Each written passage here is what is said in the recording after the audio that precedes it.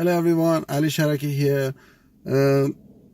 I decided to make this video because I came across few PDIs which they said they never heard of anticipation and planning ahead.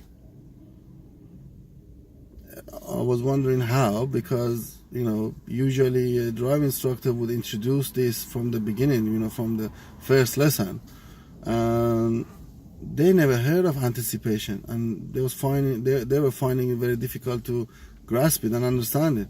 They knew about planning ahead, but how can you plan ahead if you haven't anticipated? So anticipation basically means looking for clues. From the clues you see around, you anticipate, you guess what's going to happen, and from what you think might happen, what you're going to do about it if it happens.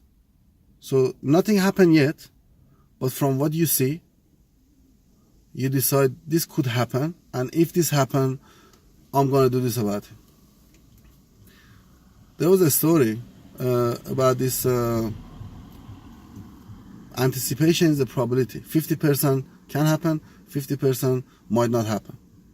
Now, when I was in university, my lecturer told me a story about anticipation and probability, which he helped me to understand. I don't know if it's going to be useful to you as well or not. He said to me, you look under your bed as a child and you see a monster under the bed. You got two choice, probability. Always is two choice, 50% yes, 50% no. Yeah, but in driving, you always have to think, if that happened, what I'm going to do about it. If it didn't happen, fine, you carry on driving. So always you have to see the negative point of it. If this happened, am I ready for it? So you look under your bed, you see a monster. There are two options. Or the monster comes out and eat you, or the monster comes out and be your friend. Each one of them have two options. If the monster eat you, then there are two options. Or your mom and dad come inside and shoot the monster, or the monster is going to eat your mom and dad. Each one of them have two more options. If the monster eats your mom and dad, then he might take over your house and live in your house and turn it into a monster house, or you can run away from your house and go to the jungle. Now each one of them have two options again. If he runs away to the jungle, or he get attacked by somebody, get killed, which then monster life is finished, that's where the probability is going to finish, or he's going to find somebody, get married and have another child. That have another two options. See, it keeps having option. If he becomes your friend, you might decide to leave him at home or take him to school with yourself. If you leave him at school, if you leave it at home, there are two probability again. Or he helps your mom with the cooking and everything, or he's gonna kill your mom. Each one has two probability.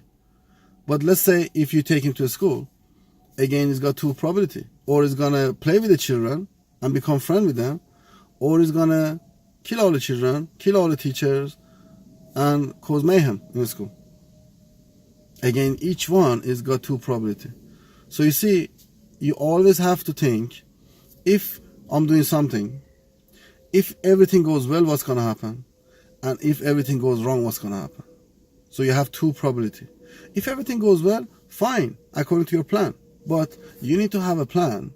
If everything goes wrong, what you gonna do about it? That's anticipating. So for example, you're approaching a pedestrian crossing. It's wrong to say, oh, nothing gonna happen, never mind. That pedestrian is approaching a pedestrian crossing. You got two options. To say that pedestrian is walking toward a pedestrian crossing. He might walk across, or even might start walking across the road even before he gets to the pepper stone by the zebra crossing. Or you can say to yourself, nah, no way he's gonna cross the road. But you've been too positive there. You can see from the body language of that pedestrian, you can see all the clues. He keeps looking over his shoulder. He's walking toward the pedestrian crossing. You know this might happen, but actually more than 50% you are sure he's gonna cross the road. And it's wrong not to be prepared for it. So you need to anticipate.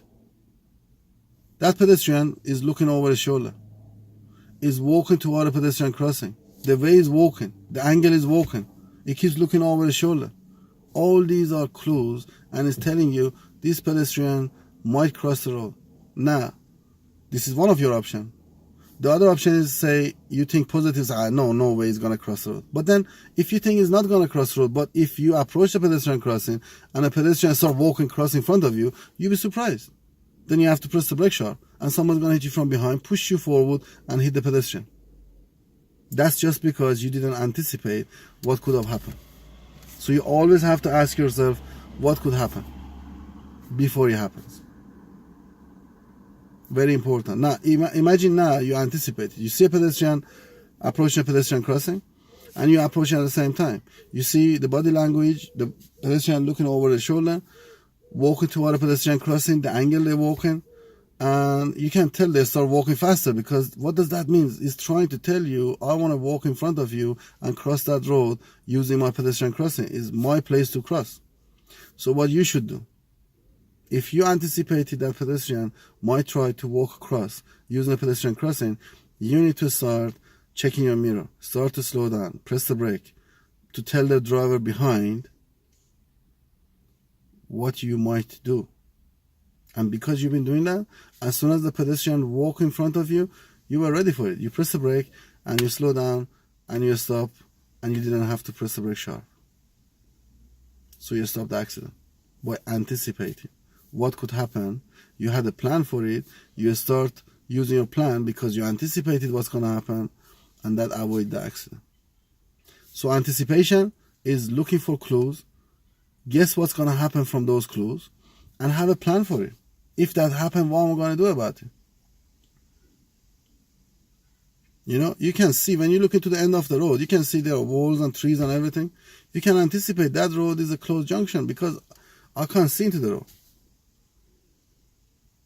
So what are you going to do about it? I'm going to be on my brake, start to slow down more, be ready to stop there. Or you can just think positive, say, oh, nothing going to happen. And then just approach it fast, and then you need to press the brake sharp by the end of the road, which makes the other road user confused into the main road, and also cars coming from behind, they thought that you're going. For some reason, you have some sort of knowledge to know there's nobody on the road. So anticipation is very important in driving. As a driving instructor, you need to anticipate more further away to be able to assess the situation and then start, having time to talk to your people as well about it.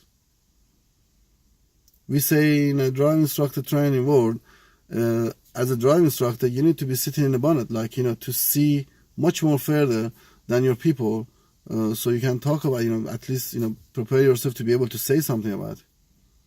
I hope that was useful to you, and I'll see you in the next video.